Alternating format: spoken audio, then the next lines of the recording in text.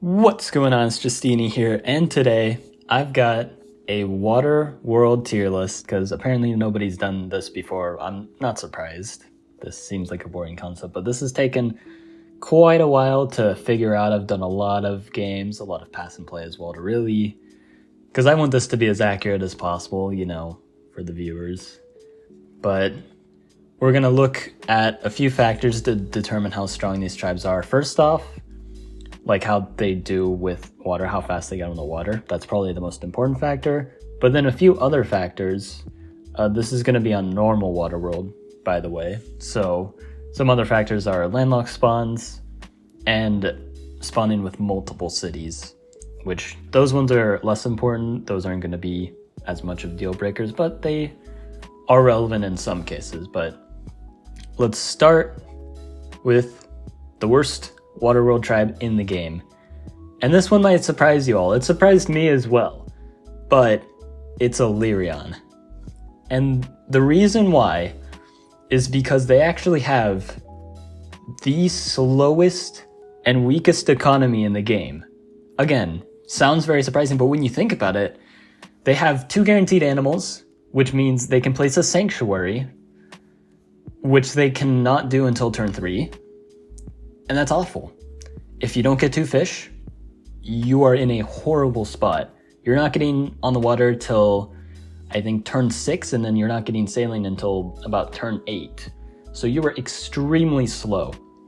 And on landlocked spawns, you are probably, it is as bad as it gets. It's probably like Wenger level or even worse when you have a landlocked spawn. Getting a border growth is like nigh impossible with Illyrian, it feels like. It's so difficult.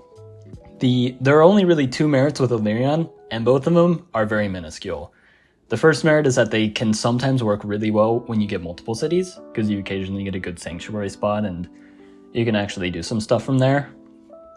And then the other merit is the fact that you can see ruins, which can just be helpful, because even though you take forever to get on the water, at least when you do get there, you know where the ruins are, and maybe that's nice. On larger water world sizes, sometimes Illyrian can be good, but for the sake of this tier list, which is just looking at normal water world, Illyrian is the worst tribe in the game. Hands down, not even close. And now the next one, which also again might be a little surprising, Chinchi. Now, again with Chinchi, they start with 2 guaranteed mines, which much like Illyrian with the guaranteed animals, it's a very slow start. You can't level up till turn 3, so you're effectively as slow as Illyrian, and you also don't have the benefits of like multi-city spawns, and you also can't see ruins. But the reason why Chinchi is better is because they work better with landlocked spawns, because you can sometimes go into Smithery to get an easy border growth. And then the more important thing is once you get on the water, usually by the time you get sailing, you can also get a level 3 city and further boost your eco a bit. Illyrian doesn't really have that benefit, so Chinchi can actually do a little better economically because of that. And those are the only tribes in the F tier. Every tribe after is notably a step above. The next tribe being Wenger. So, unsurprisingly, Wenger is not very good for water world. They do have some useful things, like the fact that they start with a sword, which means their first draft they send out is a little harder to kill, and sometimes can be used to pressure in really rare situations, but that almost never happens. You do have 2 guaranteed animals at the beginning, so economically, you actually are faster than Chinchi or Illyrian, which is why Wenger is a tier above. You still take forever to get on the water, and on landlocked spawns and multiple city spawns, you're still in a pretty horrible spot. So that's why Wenger's on the bottom of D tier here. Now the next tribe in D tier is going to be Hooderick. Also starting with 2 guaranteed animals, basically kind of the same deal as Wenger. Archers don't really do much at all, maybe the 1 in a million where they're used against Aquarion or Polaris, where you're still going to lose anyway, but you'll just lose less hard. And the terrain is nice for if you get a landlocked spawn, and also the occasional multiple city spawn, where maybe you can get a Juggernaut a little easier. which is why I put Hoodrick just a little bit higher than Wenger. But other than that, you're basically playing Wenger 2.0, so they're not very good. Now the next one is going to be Yadok. I actually had a very hard time deciding whether the next try would be Yadok or not. But Yadok is notably slightly, ever so slightly better than Hoodrick, just because they have guaranteed fruit instead of animals. And the reason why that's advantageous is because it allows you to tech into strategy a little more easily, which matters when you get navigation, get your starfish going, maybe you get a good ruins. You have that as an option to tech into, because defender scouts are quite good. They don't get one shot by rammers. So that's absolutely something you want to take into account. It's really nice to have on Waterworld. So any tribe that can access strategy easily is definitely going to be a little better, even if they do struggle more on landlocked spawns because they don't have a lot of force because they're guaranteed fruit. But Yadok also functions pretty well with multiple city spawns because the road starting tech can occasionally be useful there. So like if their capital is landlocked, they can still connect to their second city, which can at times be useful, especially again in a map like Waterworld where you're expected to get quite a few ruins. You can get a population ruins and maybe that can lead to something. Usually not, but it's something that can happen. And the next, after Yadok, an extremely close call with this one, but Omaji, I'm considering slightly better than Yadok. They're basically equals in every way, except Omaji is slightly worse sometimes with multi-city spawns. If your capital's landlocked and your second city isn't, or vice versa, that's where Yadok shines a tiny bit more, but that is such a fringe case that it basically doesn't matter. But the one thing I'm really considering Omaji better at is the matchup against Polaris, and sometimes against Aquarion. They can defend a little better.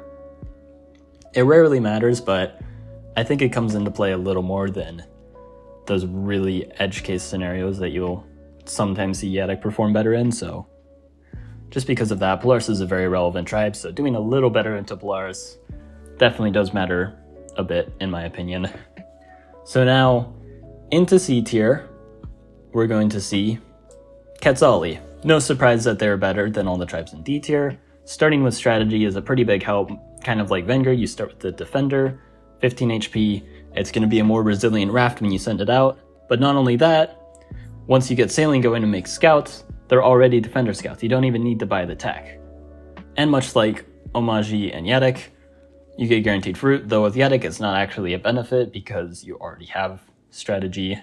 So it's not the best, but strategy is a nice tech sometimes, though you're still quite slow as a non-turn 0. You're not leveling up till turn 2, you're not getting on the water till turn 5 usually, and not getting sailing till turn 7.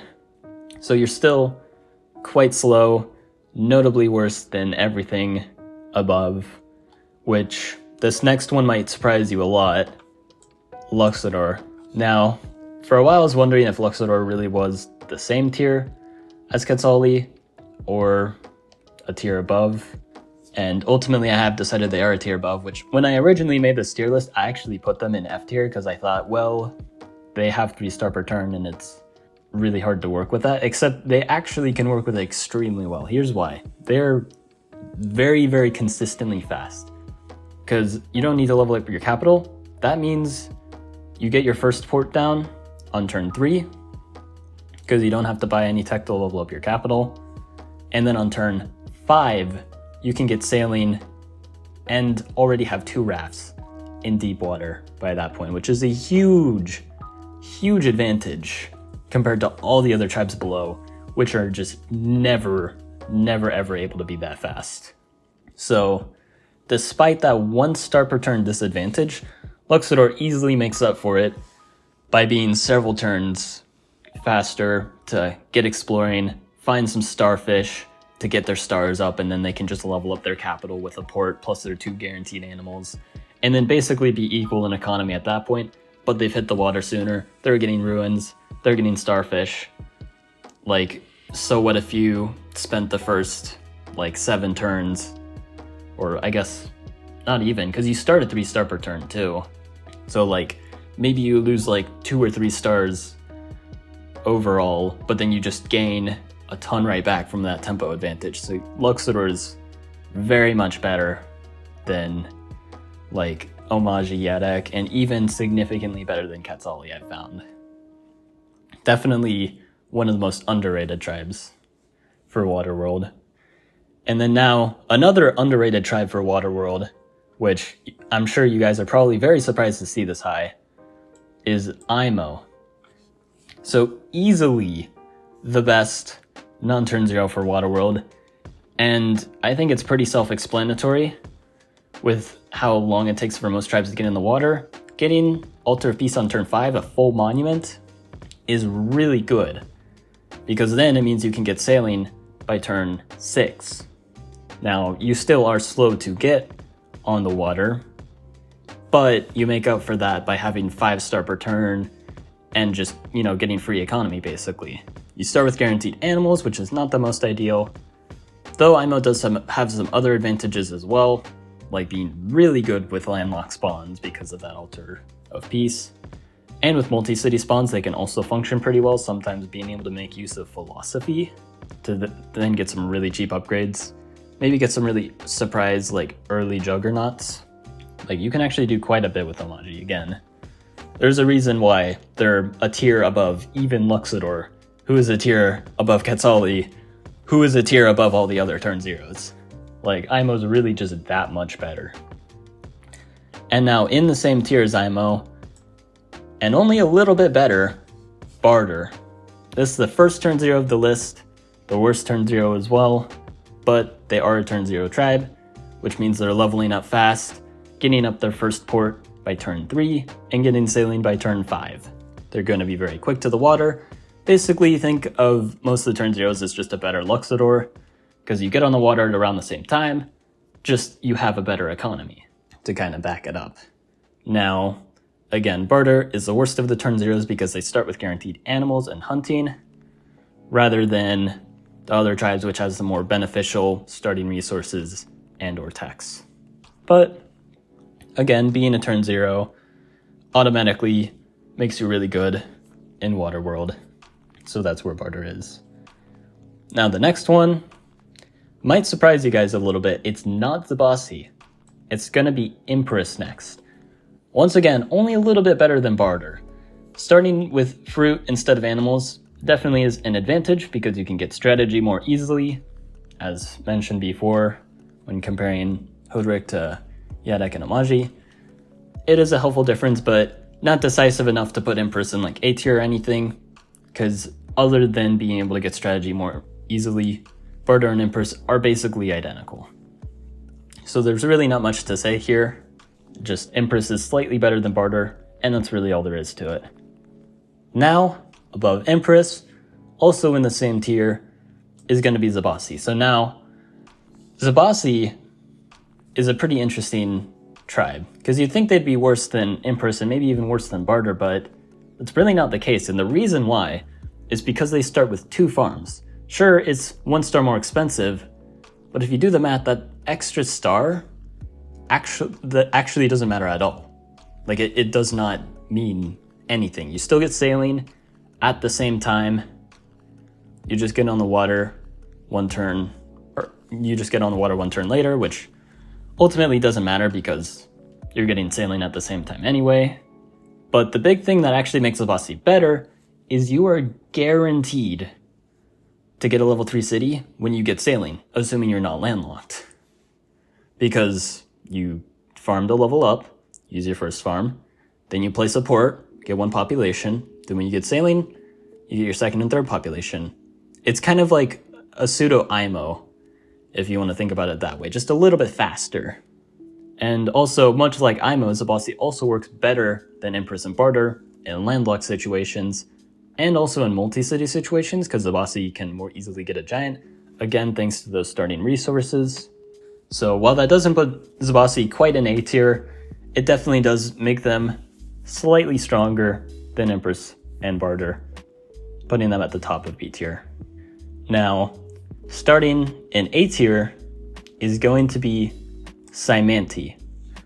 Now, They're better than the tribes in B tier, mainly because of how good they are, really just in general. They kind of do everything just a bit better. With water-based spawns, they do get to the water a little more slowly with Reichi, and because they don't have scouts, they take a while to uncover the fog, but Reichi, especially boosted Reichi, are absolutely insane. Even on a normal water world, you can meet the opponent pretty early, one-shot scouts, and even win interactions against rammers. Even defended rammers, boosted Reichi, can do quite a lot of damage. If the opponent does not have aquatism, they are likely to just get rushed down. And if Saimanti has a multi-city spawn, that's going to heavily outclass any multi-city spawn from any of the tribes in the lower tiers. And even in landlocked spawns, Saimanti still has a way out of that via Faichi. Now, Faichi are not great, and landlocked spawns are ultimately the weakness of Saimanti, despite the fact that their landlocked spawns are better than any B tier tribe or below. But the tribes above Saimanti are just so consistent, and that's really what Saimanti is missing and why they're not higher on this list. Because when you have a good spawn with Saimanti, it absolutely works, and you can get things done. But it's very hit or miss. Unlike the next tribe on this list, at the top of A tier, Kiku. Now, the thing with Kiku is obviously they're very good with water-based spawns, but very, very importantly, the reason why they're above Saimanti, because I would actually say Saimanti is arguably better than Kiku with a water-based spawn, but the thing is, with landlocked spawns, Saimanti's going to lose every time because Kiku effectively almost never gets landlocked spawns, to the point where it might as well be a 0% chance because of the way that Kiku works. They spawn with 2 fish, which means they get 2 water tiles. So unless they're like almost completely surrounded in extra land tiles, which it almost never happens in Water World, that only happens with multi-city spawns, so even then they're going to have some city with water. Kiku is always going to have some way of having water access really early on, and because of that, they just have more consistency than Saimanti, which matters quite a lot. Then now, above both of these, of course, is going to be Polaris. Now, Polaris, they start with guaranteed animals, which really only matters with landlocked spawns, which surprisingly Polaris functions pretty well with a landlocked spawn. Usually when they don't have a landlocked spawn, they are absolutely amazing because they can use outpost connections to level up, especially nice with multi-city spawns. They can get their eco going so fast that way. But even without those, they just explore so quickly. Moodings and sleds are very efficient, very scary, very powerful, and it just makes them a menace on the water. Sometimes you can go for some early rushes. Sometimes you just explore faster than the opponent, snag some really, really early ruins, because you don't need to buy any techs to explore. You already start with Moonies, which can travel in the deep water. So you just have this huge advantage with exploration. You can easily tech into sledding and then navigation to get a bunch of stars. And you also have some late game benefits. If you somehow don't have an insurmountable advantage early on, you can still get gummies, which are great. And you can also get ice banks if you really need to. Sometimes that comes into play against Saimanti. But overall, Polaris is just a very strong tribe on Waterworld, and it's going to be what you see most of the time when you try to play Waterworld because it's just a very good tribe. And now, closing off the tier list, by far the best tribe in the game for Waterworld, without a doubt, Aquarion. So, a few things that make Aquarion really good. I mean, they don't care if they're landlocked or not because of how flooded tiles work. They're going to explore really fast all the same. They're going to use fishing to level up because they have guaranteed fish, and then they can usually pick up marine life by about turn 4, so they actually get going on the deep water at about the same time as Kiku. Now, while their units do move slow, they have extremely cheap units. A Kiku Scout costs 7 stars, while an Aquarion Rider, the first one costs 8 stars, but then the rest after that point only costs 3. And also, probably the biggest and most game-breaking part of Aquarion that just makes them so good to the point where I almost want to make another tier S++ just to show how much of a difference Aquarion has compared to the rest, is the fact that ocean ruins turn into cities, which does increase their tech prices, but let's be honest, who cares? You have an easy way to get extra cities that no other tribe has access to, and it's not like you're going to buy very many techs anyway. You're just going to get navigation and then get so many stars that techs are going to feel cheap anyway, so who cares?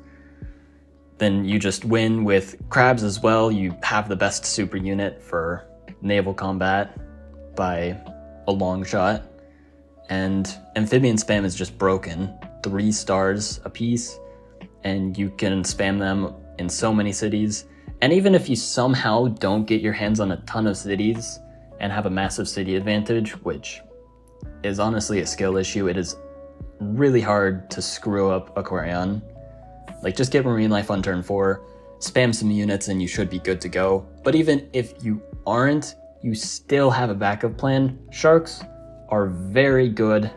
They're not the most cost efficient, but when you're low on cities, they absolutely do the job. They're very space efficient, and they can just absolutely decimate rammers and one-shot scouts. Even with the quadism, sharks still function very well if the opponent has already kind of transitioned in the late game. And then jellies are also very good. You're usually picking up navigation anyway, and jellies are just a menace. Very cheap, very efficient, very strong, and you can use those to get a lot done. That's my Waterworld tier list.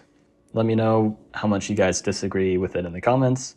You're probably wrong, because I've spent an unhealthy amount of time really determining what works and what doesn't for Waterworld. But if you do have any questions, maybe if I didn't go into enough detail with the tribe and you don't understand why it's there, I can try and explain further in the comments. But again, hope you guys enjoyed.